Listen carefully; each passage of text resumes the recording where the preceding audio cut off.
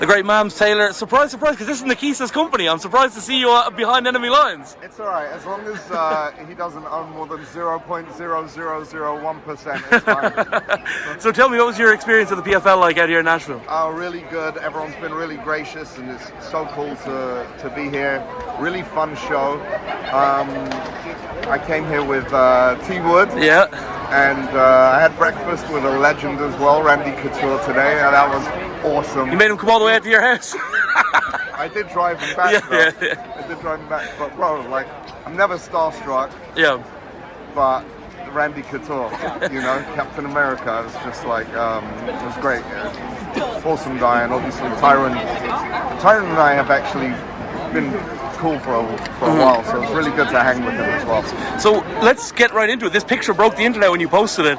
Is there a chance maybe we see you and Tyron getting to work together, some business? Absolutely. You know, I'm here for fun, but I'm also here for business. Of course. So obviously there's a big card coming up. We had the change. I suppose what can be said has been said, but from your perspective, what's happened in the Dublin card, and when can we expect to see the new main event? A lot of news coming, Donna. A lot of news coming. You were just at my house yesterday. That's true.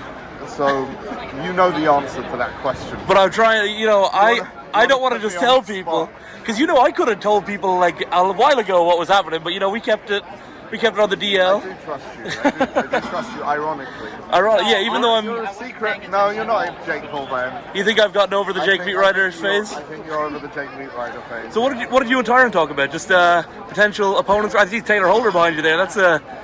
They were kind of sizing each other up a little bit. Let's see. That's an interesting one as well. We'll talk though. We'll see what happens. Hey, you heard what we said. Write the paycheck. Let's talk, baby. Come on. Taylor, what do you reckon? You and Tyron? Am I retired? No, you and Tyron. Oh, Tyron. I thought you said am I retired? Fuck no, baby. I was rating on Bryce also pussy ass, but I guess that ain't gonna happen. So see what Tyron's talking about. We'll see what we make happen. What happened with Bryce? He's not interested, or because you look all big. Like it looks like you would be like a good size matchup now at this stage. Little peewee, man. I'm 6'2", walking around about 205 right now, and he's 5'9". He weighs about probably $175. He's a little guy, man. Well, you guys were gonna fight, right? But then I guess did it go quiet or what happened? You know Bryce. He does anything to keep his head kind of like where he needs to be to just keep getting the views and keep getting the shit. I don't base my life around that. If you want to fight, send me a contract. He said I was gonna have a contract that Monday, right? Yeah. I still don't have one. Would you have been? He said bare knuckle. Yeah. Probably thinking I'd say no. I said instantly, I said, cool, send me a contract. Then he had an excuse of he wants a payday. I said, I'll donate my entire purse to charity. Right. What's next?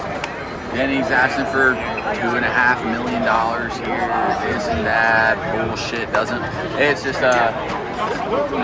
So the next fight's going to be on Misfits probably, right? That's what we're waiting for, man. I was waiting for the Bryce fight because I know everyone wants it, man. But you don't wait no more. Misfits I'm not waiting no more. You look in great shape. You look ready to fight.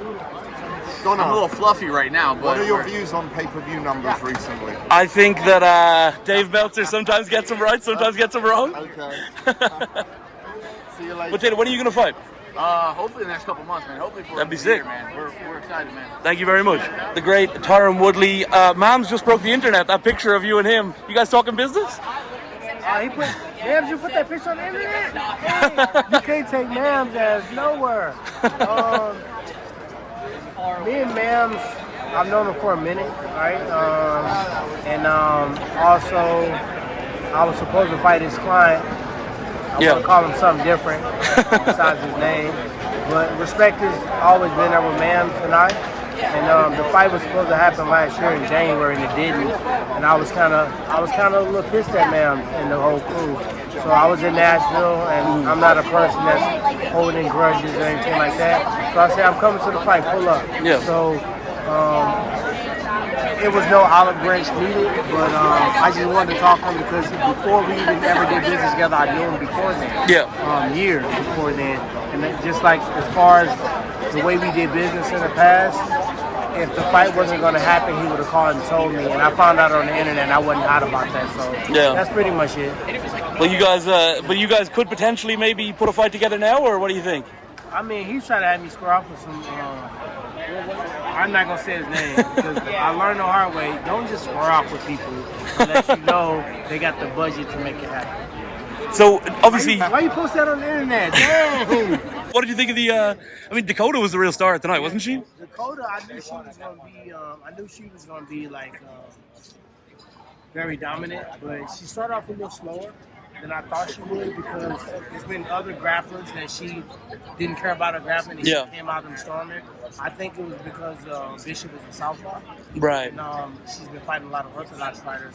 And that's just something that you grow with the sport. And I only know that because I fought 8 of them in a row. Wonder Boy twice, Damian Maya, Kobe, Darren Till, Robbie Lawler, all those guys are southpaw. So I spent a lot of time with Duke Rufus learning how to beat southpaw. So when she got her groove and got her feel, then I felt like she went to do her normal stuff. So. And you've got your own fight promotion starting soon in the Middle East, right? The realest international promotion. We promote all things art, not just fighting, but mixed martial arts, definitely we're going to promote that as well. If you got the book, who would you fight next? If it was all up to you?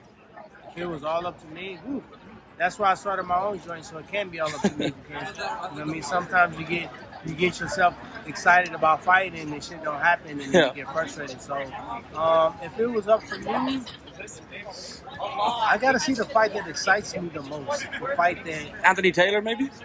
I mean, if I'm going to fight then, I'm going to fight KSI. Right, yeah. I'm not going to be about to fight I gave you KSI and then fight Anthony Taylor. I gave you a couple of great names, though. He gave me a couple of names. We're going to see what they're talking about. Is AT one of them, you think? Today we spoke about some big names. Think about this. Me fighting Anthony Taylor doesn't build my brand to build his brand. No, of course it builds his, talking about it right now builds my brand and his brand. So I want to fight a fight that excites me, a fight that makes me go, oh shit, that kind of makes sense. Yeah. Those are the fights that people go and watch. Maybe a Darren Till rematch. Why? He didn't land a punch on me when I fought him. I beat him like a drum and he didn't land one punch. So me fighting him is giving him another chance, right? Now, a fight like that, for me to do a fight like that, now you have to compensate me financially to take that fight because that's all it would be for. I already did what I needed to do against him in his prime and in my prime. It was the best performance of your career, probably, right? Best performance of my life, yeah. What about Dan Hardy? I see him here. Maybe that's one. Dan Hardy do not want to fight.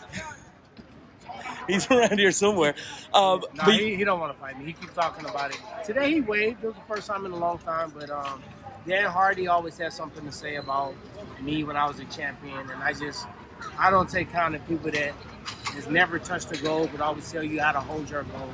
And I told Pete from the PFL I would fight him.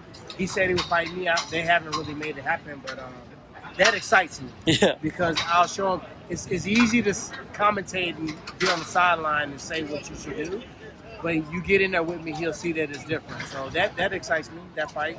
I just want to fight. It's not about like a big money fight. I want a big money fight. Yeah. If it's a big money fight, you're not motivated, it's going to show. I want a fight that motivates me. That's like, you know what I mean? My last couple fights, it motivated me. I loved every bit of it. You know what I mean? The build up, the promotion to it. You know what I mean? I got to have a fight like that. Last one. What's your advice to Belal Muhammad, the new champion? He's in the same position you were in, where he's like the promotion don't really want him to be the champion, but... No. He's not in the same position I was in because nobody was in the position. That was pretty rough. I had the realest reign because I won the title with all the obstacles behind the scene that you guys never heard of. You may never hear about because I pride myself on doing it and doing it without telling everybody all the stuff that's behind the scenes. Belal, I talked to him the other day, and I was like, man, I'm proud of you. Congratulations. He was my training partner at Rufus for a while. And he's just the definition of determination. He may not be super fast, super strong, crazy striking, but what he does have is consistency. And he's disciplined. I remember he was going through Ramadan and never broke fast, never drank a sip of water, and was driving from... Was that when he fought Gilbert? No, he fought a couple fights like that. Yeah. You know what I mean? Just think. Look at the thing. Anytime he fought during April, he was fasting. So I just respected his discipline. And I told him, I said, how did it feel when you won a strap? Did it feel like you thought it was going to feel? He said, I don't know, man. I'm still kind of sucking it in. Because I'm always curious to find out. And I told him, just keep training, stay hungry, and keep getting better in between fights. Sometimes you start winning that in fights and making that money, and you want to get away from it and then jump back into it. So, shout out to Belal. Thank you so much for your time, Tyron. It's good to speak to you, man. Get a quick picture. Yeah, that's